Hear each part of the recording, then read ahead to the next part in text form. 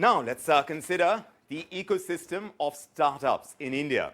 Rising interest rates, fears of a global recession are all there. It's a perfect cocktail for stopping startups in their tracks. But really, nothing stops a country when the time has arrived. And that's what data is pointing towards. It's a report that I'm looking at. Startups clearly had a turbulent last year. 2022 was not a great year for startups, a total of 33% degrowth in funding for startups and 50% degrowth in unicorns. But is it all bad? Not really. To put things in perspective, let's connect with our guest tonight. Amit Nawka is partner for deals and startups leader at PwC India. Great to have you with us, Amit.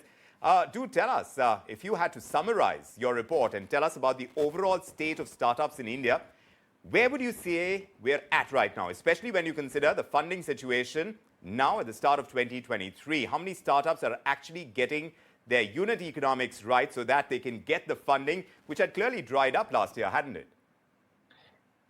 Great to be here. And you have asked very right questions at the outset. The unit economics point, I'll take that first. I think that is, of absolute importance and priority. It has been always, but it is the front and center of all major discussions of funding. Because right now the focus is to, in the late stage, to invest into companies which are profitable or are in the path to profitability. And that's proven by unit economics and positive unit economics. So that's definitely on the table to be discussed in every major fundraise meeting. Now, to summarize the report, like you have said it, there is a 33% decline in the total funding in 2022 as compared to 21. So we have raised about $24 billion in 2022. But when you compare it, when you compare it with 2019 or even 2020, you find that in the year 22, the total amount of fundraise of 24 billion is actually 2 times than the total amount that was raised in 19 or even 20. That leads us to see, what happened really in 21. And that it seems like a little bit of an outlier. You were having businesses coming out of COVID. You were having a very rapid digitization and business models built on it.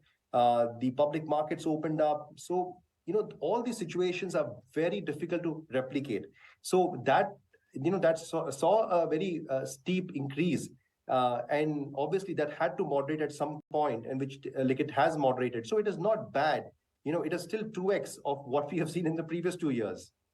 Of course, we come in from a low base, and that's something we should keep in mind. But among the sectors, Amit, which are looking the strongest right now, which are the weakest as well, in currying favor with the VCs? I understand SaaS is looking strong, but Ed-tech, as is evident all across, is looking rather weak, isn't it? Any surprises from your research on sectoral funding?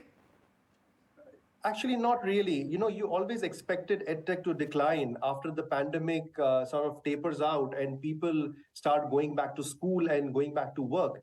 A lot of funding happened in the K-12 segment or in professional education during the pandemic. Kids were at home looking for alternative ways to gain education and not lose the time. Professionals were actually upskilling themselves. So all of that led to a lot of organic push during COVID.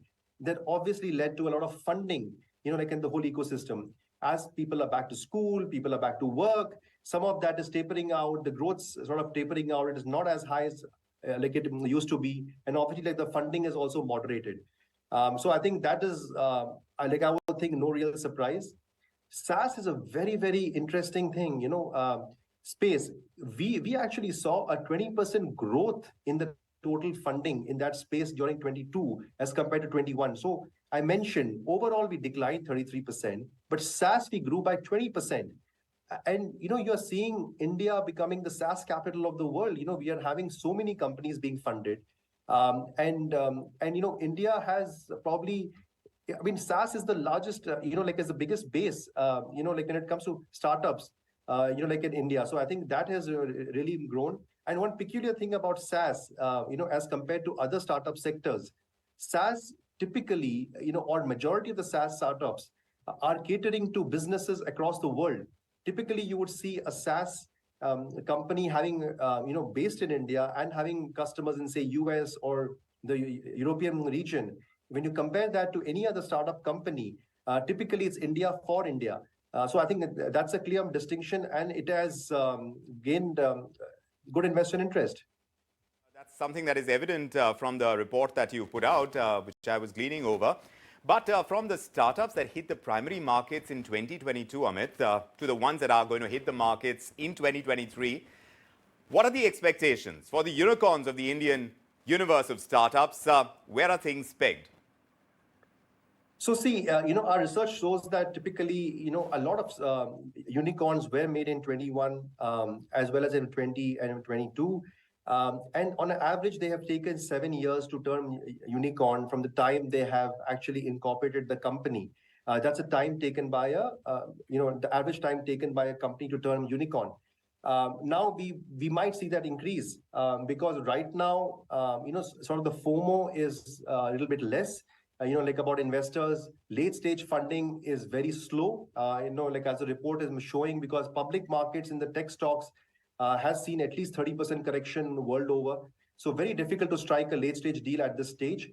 I think in the coming year, at least in the first half of 2023, you might still see tapering out of late stage deals. You might not see as many late stage deals in the first half of the year at least.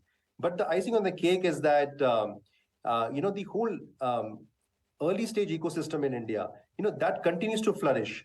And in fact, in the early stage, we've had a growth in the total funding that was, that was done in the early stage in 2022.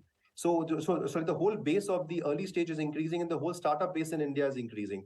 So 2023 doesn't look. We'll have to see how these companies, Amit, do in the markets once they do get listed, and that's where they haven't had a great run, especially our tech firms haven't had a spectacular run. But perhaps it's the pressures of big tech that we are seeing that is actually percolating down.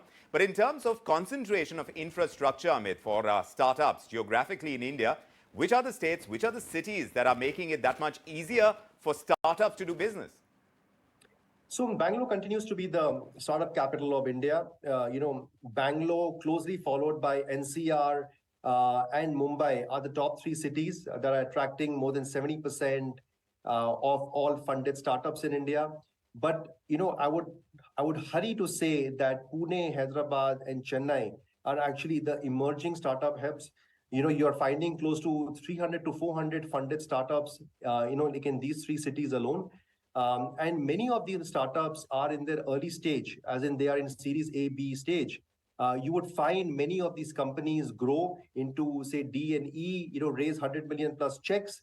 And typically what we have seen is that once companies become large, you find the CXOs come out of the company, start their own venture, and that in turn gets funded, and the whole ecosystem develops. So probably like you're seeing Mumbai, NCR, and Bangalore being on the top, but Pune, Hyderabad, and Chennai, coming up very quickly. Before we let you go, do tell us, do you spot the unicorns in the making right now? Has your research spotted them, and perhaps we could focus on them in times to come, especially in what they could be doing for us in 2023? So, I think it's very easy to spot a unicorn, paths to profitability as well as profitable. Currently profitable, unit economics positive. I think they will turn unicorn sooner or later once they have scale. There are a lot coming out, and fintech is the one other sector, which is very actively funded. India has a large base of fintech startups. You would find a lot of startups turning unicorn in the fintech space in the coming year. We'll keep watching that space, though you haven't mentioned the kind of startups that do come to mind immediately. But thanks very much. This gives us a perspective of where we stand on the startup universe in India, which of course had this major drubbing last year. Perhaps the 2023 is going to bode well for them. Thanks very much. Thank you so much.